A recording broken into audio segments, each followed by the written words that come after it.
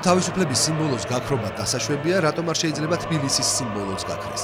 თან სულ რაღაც 15 წამით. ქართლის დედის გაუჩინარების იდეა ილუზიონისტ გია ფარადაშვილს დიდი ხანია აწუხებს და აი როგორც იქნა მაგიურ პროექტზე მუშაობა დაიწყო. აი ამ ადგილას, სადაც მე ახლა ვდგევარ, აქ აღიმართება 40 მეტრიანი რკინის სტოლბი. ამ ბოძზე დამაგრებული იქნება ვერცხლისფერი დიდი ფარდა. და აი თქვენ ხედავთ, აქ არის განათება, რომელიც ანათებს ქართლის დედას ღამე. მაგრამ მე მინდა არ არის ეს საკმარისი, მე მინდა აქ რომ დავამატო კიდევ რამოდენიმე ლამპიონი, იმიტომ რომ ყველა კუთხე მინდა რომ დაინახოს, რომ ეს სადღაც მარტის ბოლოს ამ 1 აპრილს თუ როგორ ქრება ქართლის დედა. ამ დროს ჩამოვა ვერცხლისფერი ფარდა და ის რომ აიწევა 15 წამი აბსოლუტურად. აი თბილისის მაყურებლები ვერ დაინახავენ თუ სადაც დგას ქართლის დედა. აი რას ქვია გაქრება ამხელა უზარ. აი როგორ ქრება გიორგი და აი როგორც ეს ჯოხი, აი ეს არის ჩვეულებრივი რკინის ჯოხი, 1 წამი და ის უკვე აღარ არის და გიორგი გთხოვთ 1 წამი რა.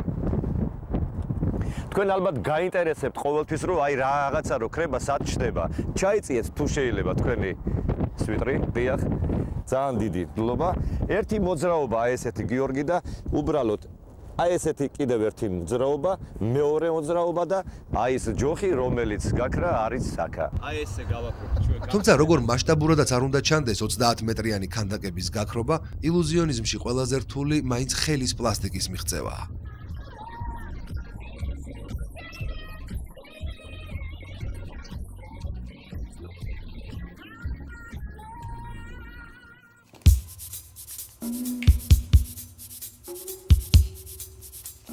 ასეთი ტექნიკის დახვეწა წლები სჭირდება. შედეგად კი ილუზიონისტისათვის მსოფლიოს ყველა კაზინოს კარი იკეტება და ყველა სათამაშო დაწესებულებაში მათზე დოსიე იქნება.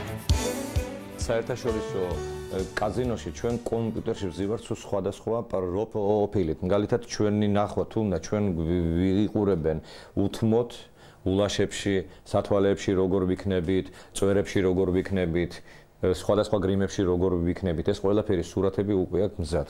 ვარიგებთ ჩვეულებრივად კარტებს.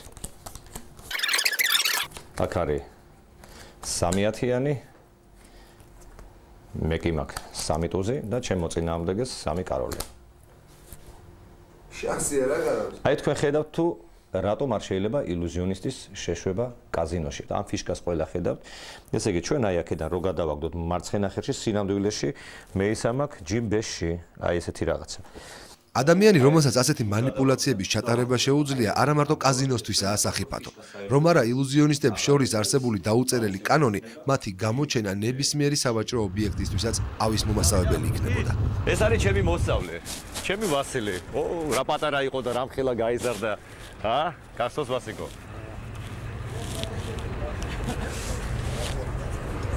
ხო აი ეს სასაულები მოდი შევიდეთ და აი სუპერმარკეტში. გია და მისი საუკეთესო მოსწავლე ვასილ კისიევი თავისი შესაძლებლობების დემონსტრირებას სუპერმარკეტ გუდვილში ახდენენ. ილუზიის მსხვერპლი ამჯერად მომხმარებელია, რადგან ვასო ცოტა ხნით მარკეტის დაცვაში იწყებს მუშაობას. შემოწმებული მყიდველის ჯიბეში კი მოულოდნელად შოკოლადის ფილა ჩნდება. ეს რა? მე არ ამიღიარე. აბა რა?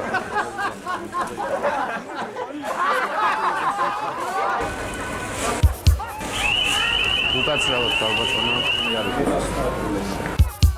ეს რა არის? ეს რა არის? როგორ გეკადრება? გივალოს რა? ეს არაფერი არა რა.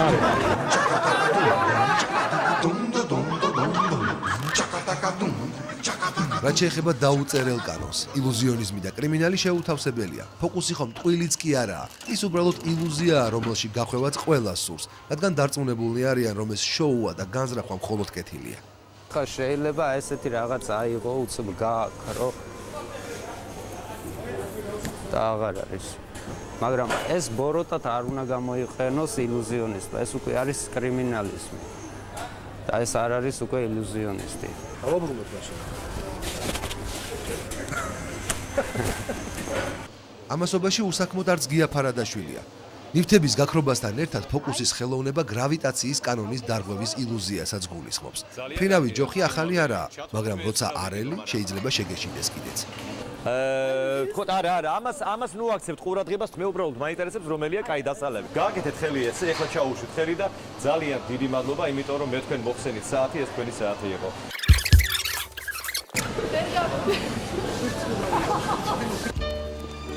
საქართველოდან 10 წლიანი გაუჩინარების დროს გია ფარადაშვილმა თავისი შესაძლებლობების დემონსტრირება უამრავ ქვეყანაში მოახერხა. გასტროლების დროს დევიდ კოპერფილდიც გაიცნო და იმის შემდეგ მსოფლიოს მთავარი გამქრობის საქართველოში ჩამოყვანაზე ოცნებობს. მე ძალიან დიდი სურვილი მაქვს რომ დევიდ კოპერფილდი რო ჩამოვიყვანო თბილისში. თუ დამეხმარება რომელიმე ბანკი, მაინც ჩემი პროფილია და მაინც მეჯიკია და მე თვითონ ილუზიონისტი ვარ. და ძალიან მინდა რომ აი თბილისში რო ჩამოვა ერთად მივიღოთ მონაწილეობა რომ ერთი ორი ფოკუსი მაგალითად მეც რო გავუკეთო სცენაზე. რა შეიძლება რომ გააქროს საქართველოში? ჩემი სიდედრი.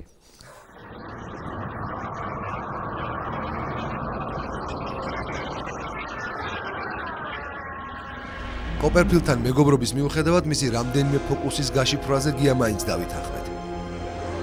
როგორ აკეთებს ხერხით ჭრას. იმდენად ელასტიურია თვითონ დევიდი, რომ ის იხრება გიდაში აი ესე ფეხები ჩადის და ჩვეულებრივი მეორე ფეხები, რომელიც მეორე ადამიანის უკვე მაგიდის ფეხში, ის პირიქით თავია ქვევი და ფეხებია გზევით.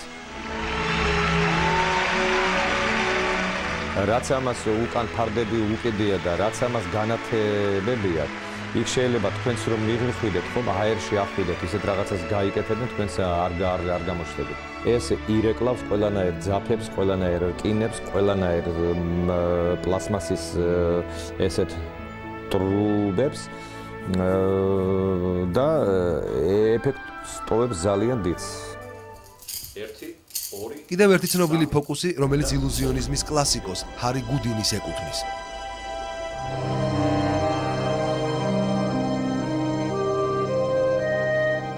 გუდინის ჯაჭვების მეფეს უწოდებდნენ. უნიკალური პლასტიურობისა და ანატომიის უბადლო ცოდნის წყალობით იგი ნებისმიერი ბორკილიდან გათავისუფლებას ახერხებდა.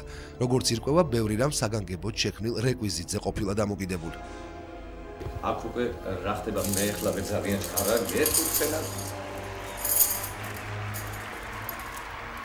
ამ ვიწროდან გადმოდის, ფართოვდება ბუნებრივად და ახლა მე შევატევ ხელს. ფარადაშვილების სახში ყველაფერი ფოკუსითაა გაჯერებული. აქ შემოსულ ადამიანს ძნელია სურვილი არ გაგიჩნდეს რაიმე მსგავსი თვითონაც გააკეთო. ილუზიონიზმში როგორც ამობენ ტყვილი არ უნდა იყოს. თავარია ხელის პლასტიკური მოძრაობა და რა თქმა უნდა ძალზედ მნიშვნელოვანი დეტალია თავად რეკვიზიტი. ჩვეულებრივი ტომარა, რომელშიც არაფერია. და მე მაშინ მოვათავსებ სამ ასევე სრულიად ჩვეულებრივ კარტს. 1 2 3. ახლა გასწავლი სპეციალურად დროების მაყურებელისათვის. როგორც თქვა მე გია ფარადაშვილის არც თუ ისე ცუდი მოსწავლე ვიქნებით.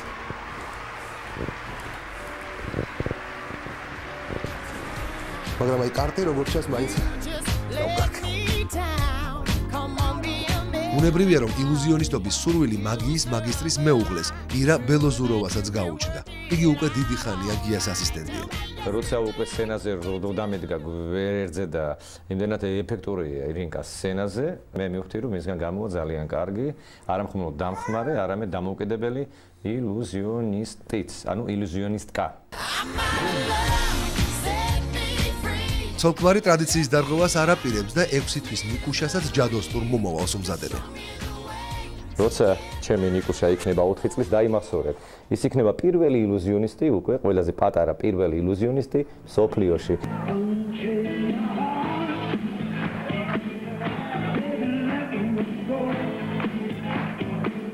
ილუზია უკვე დიდი ხანია შემოქმედებად იქცა. თავარი სიახლე, რომელიც გია ფარადაშვილმა უცხოეთში მოღვაწეობისას შექმნა, უნიკალური შუქების თეატრია.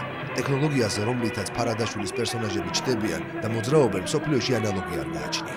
ყველაფერი იკეთდება შუქებით, ლაზერით და black light-ით. თითოეული თოჯინა, რასაც თქვენ უყურებთ, 2 მეტრზე მეტია. არ გეგონოთ რომ აქ არის ძაფი ან რაღაცა ძუები.